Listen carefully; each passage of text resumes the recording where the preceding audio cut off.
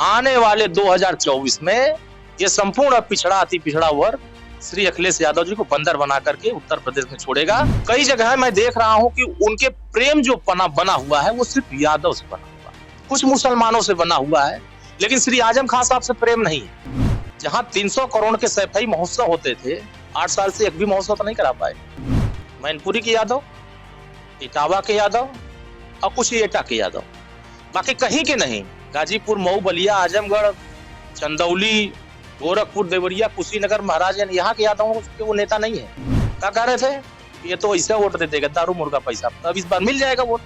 अब साइकिल की सरकार में ब्लास्ट जो होता था, उनकी सरकार नहीं है तो ब्लास्ट नहीं हो पा रहे, तो उनकी राजनीति नहीं हो पा रही है। तो आने वाले समयों में अब वो ब्लास्ट कराने के चक्कर में पड़े हैं कि कहीं से कोई आतंकवादी हमें मिल जाए जो उत्तर प्रदेश में कहीं ब्लास्ट करा करके हम अपनी राजनीति करें।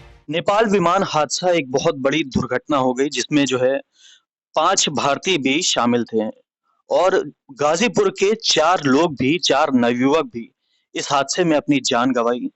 हमारे साथ इस वक्त सोहेल देव भारतीय समाज पार्टी के राष्ट्रीय महासचिव श्री अरुण राजभर जी मौजूद हैं। हम इनसे बात करते हैं कि आखिर इतनी बड़ी घटना पर इनका क्या कहना है। भारत टीवी में आपका स्वागत है। हम जानना चाहेंगे कि नेपाल में जो है हादसा हुआ है, उसमें राजभर समाज के लोग भी शामिल थे। देखिए, ये तो बहुत ही दुखद घटना है और नेपाल में हमारे भारतीय 4 लोग 5 लोग गए थे वहां घूमने के सिलसिले में और हादसा हो गया। पोखरा एयरपोर्ट के पास विमान क्रैश कर गया। पहले तो हम पीड़ित परिवार और दुखी परिवारों को श्रद्धांजलि अर्पित करते हैं कि उनको हिम्मत दे, साहस दे, क्योंकि ये घटना सामान्य घटना नहीं है, ये घटना बहुत बड़ी घटना है। ये इतनी बड़ी घटना है कि एक प्लेन में जितने सवार थे 72 लोग, सब के सब मिट्टी में सिमा गया और वो सभी किसी न किसी परिवार के होंगे और सब किसी न किसी मंशा के को पूरा करने के लिए अपने घूमने और अपने परिवार के बीच में मिलने के लिए लोग गए थे, लेकिन कोई नहीं जानता था कि हमको फिर दोबारा लौट के नहीं आना है। उसमें राजभर समाज के भी एक लड़का, हमारे चक जैनम, हमारे जहुराबाद विधानसभा के गांव है चक जैनम, वहां का एक लड़का है अनिल राजभर, एक कुशवाहा जी थे, उसमें शर्मा और एक गुप्ता थे, तो जायसवाल थे। तो ये सभी लोग वहां गए हुए थे और अभी जब हमें सूचना मिली इसके बारे में, हमारे राष्ट्रीय अध्यक्ष माननीय ओम प्रकाश राजभर जी को घटना घटी, फौरन उस गांव में जो पीड़ित परिवार थे उनके बीच में उनको साहस देने के लिए, उनको हिम्मत देने के लिए और उनको उनके बीच में तुरंत पहुंच करके जिला अधिकारी महोदय से बात करना, लगातार बात करना, पुलिस प्रशासन से बात करना और सरकार के जो जिम्मेदार अधिकारी और जिम्मेदार पदाधिकारी हैं उनसे बात करना कि अब पीड़ित परिवारों को मुआवजा, बाकी जो सुविधाएं सरकारी होती है वो कैसे मिलेगा। तो इसके संदर्भ में डीएम से बात करके उन्होंने वहां के जो काठमांडू की एम्बेसी है वहां से संपर्क साधा कि वो पीड़ित परिवारों के जो शव हैं वो किस तरह से सम्मान पूर्वक घर तक आ जाए।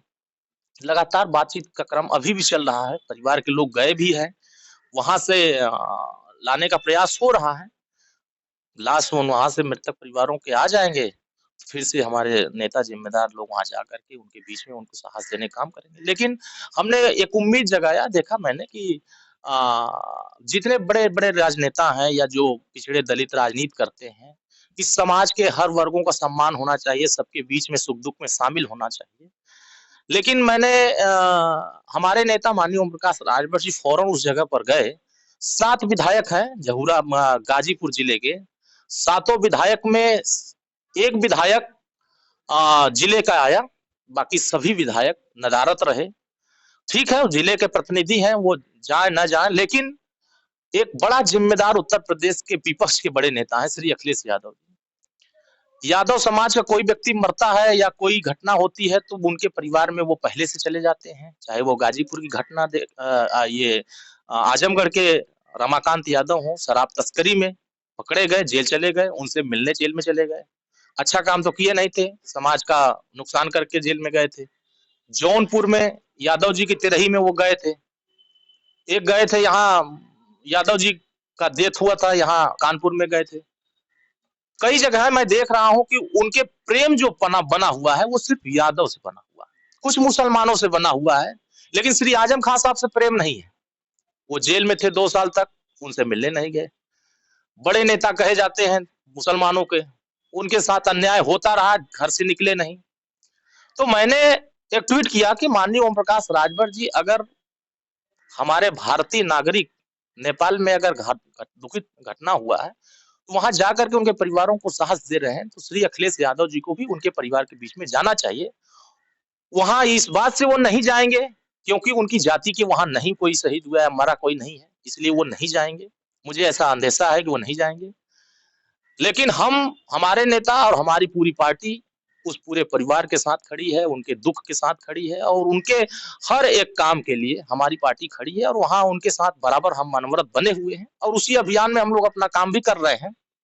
हमारे नेता आज भी उसी गांव में है, उसी जिले में है, उसी विधानसभा में उन्हीं की अगल बगल टहल रहे हैं, और प्रयास कर रहे हैं कि वो जल्दी से जल्दी वहां से लाश आ जाए और उन लोगों का सम्मान पूर्वक दाह संस्कार भी कराया जाए।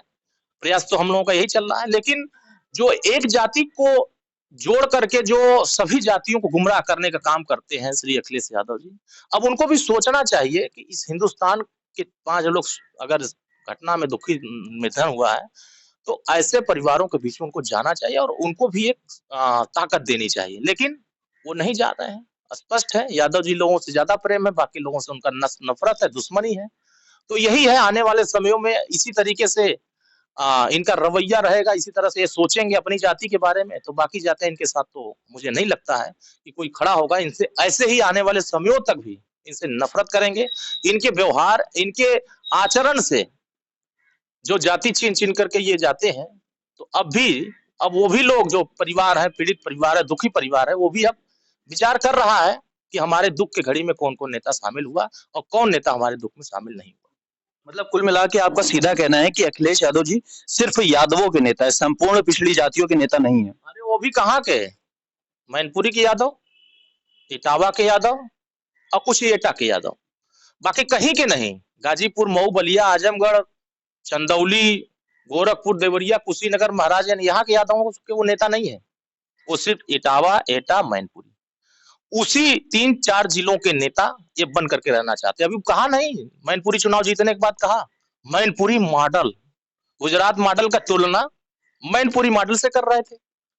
मतलब तुम एक जिले को जीत करके, एक लोकसभा जीत करके ये कह रहे हो कि हमारा मॉडल पसंद करो। वो तुम्हारा मॉडल नहीं था, वो नेताजी का मॉडल था। और 8 साल से तुम सत्ता से बाहर हो, जहां 300 करोड़ के सफाई महोत्सव होते थे, 8 साल से एक भी महोत्सव तो नहीं करा पाए। जनता का पैसा जनता के बीच में खर्चा करने के बजाय नाच गाना पर खर्चा करके यह दिखा रहे थे कि हमारा मॉडल है। तो जनता भी ये देख रही है कि इनका मॉडल क्या था। इनका मॉडल था, पहले साइकिल पर बम रखा जाता था और साइकिल पर बम ब्लास्ट होता था। 8 साल में एक भी साइकिल पर बम ब्लास्ट हुआ।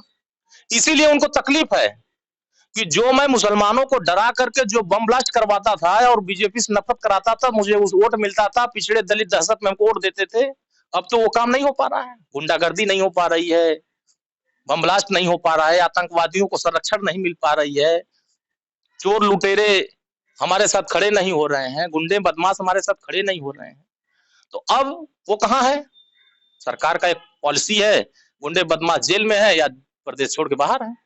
तो वही डर उन लोगों का बना हुआ है कि अब साइकिल की सरकार में ब्लास्ट जो होता था, उनकी सरकार नहीं है तो ब्लास्ट नहीं हो पा रहे, तो उनकी राजनीति नहीं हो पा रही है। तो आने वाले समयों में अब वो ब्लास्ट कराने के चक्कर में पड़े हैं कि कहीं से कोई आतंकवादी हमें मिल जाए जो उत्तर प्रदेश में कहीं ब्लास्ट करा करके हम अपनी राजनीति करें। और नहीं, वो कोशिश कर रहे थे। अभी पिछड़ों के आरक्षण जब समाप्त हुआ था, सुप्रीम कोर्ट ने कहा कि नहीं, नगर पंचायत में बिना पिछड़ों के आरक्षण की वोट नहीं होगा।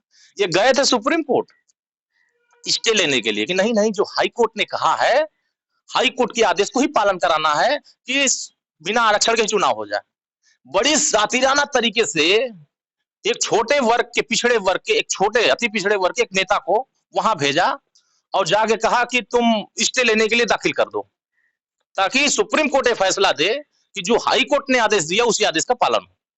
लेकिन सुप्रीम कोर्ट तो न्यायालय सर्वोपरि होता है और पक्ष में, समाज के पक्ष में देता है। ये मैसेज देने में जो समाजवादी पार्टी प्रयास कर रही थी, वो पूरी तरीके से धाराशायी हो गई। उसका जो ब्लास्ट था, वो विस्फोटक होने से पहले ही वो फुस हो गया। और न्यायालय ने समस्त अति पिछड़े वर्गों के पक्ष में फैसला दिया कि नहीं, हाँ, बिना पिछड़े वर्गों को आरक्षण दिए हम चुनाव नहीं कराएंगे। सुहेलदेव भारतीय समाज पार्टी भी वही मंशा थी कि बिना आरक्षण के हम चुनाव होने नहीं देंगे। लेकिन जो इनकी मंशा थी कि बिना आरक्षण के चुनाव हो जाएगा तो हम पिछड़ों की राजनीति करके जिंदा हो जाएंगे, तो अब वो जिंदगी खत्म।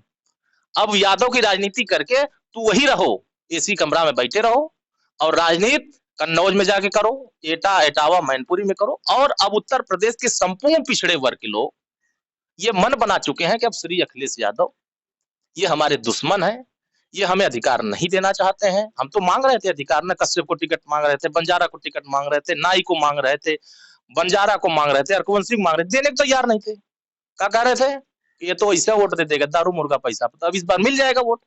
आने वाले 2024 में ये संपूर्ण पिछड़ा अति पिछड़ा वर्ग श्री अखिलेश यादव जी को बंदर बना करके उत्तर प्रदेश में छोड़ेगा और 80 के 80 लोकसभा सीट सुहेलदेव भारतीय समाज पार्टी जिस तरफ जाएगी उस तरफ रिकॉर्ड बना करके जीत करके हम दिखाएंगे।